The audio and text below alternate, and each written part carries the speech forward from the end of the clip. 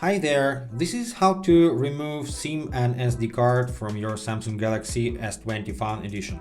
So for this purpose you probably will need the SIM ejector tool, or you can use any other thing and pointed object like paper clip, but be careful to not damage your phone. Then you need to locate the SIM card tray. It is located on the top left hand side, and you see the small hole in this tray, and so insert the SIM ejector tool in this hole and gently press. But don't confuse this hole with this hole, because this is your dynamic, so please don't damage it. So press, gently press, and then hook a little bit and pull the tray out, completely pull out. That's it. And now you will see your SIM card, and you will see an SD card if you flip over.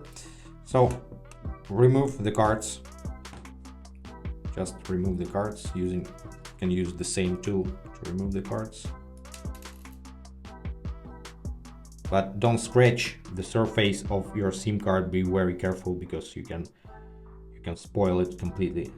You have small hole on other side, so you can just push the SIM card away, and that's it. We just have removed our cards, and let's insert them back.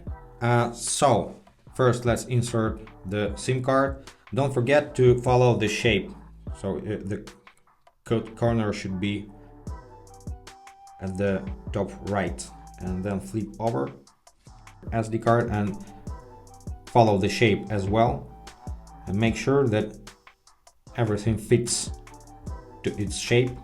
And now you can insert the tray back to your phone. Don't forget to check that the holes in the phone and in the tray are matching.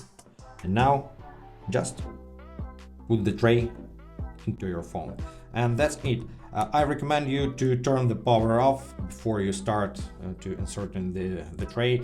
This is not necessary for SIM cards, but I strongly recommend to do it for SD cards, because they are more sensitive to data, let's say that. That's it. I hope this video was helpful. Hit the like button, hit the subscribe button. Thanks for watching. Have a nice day.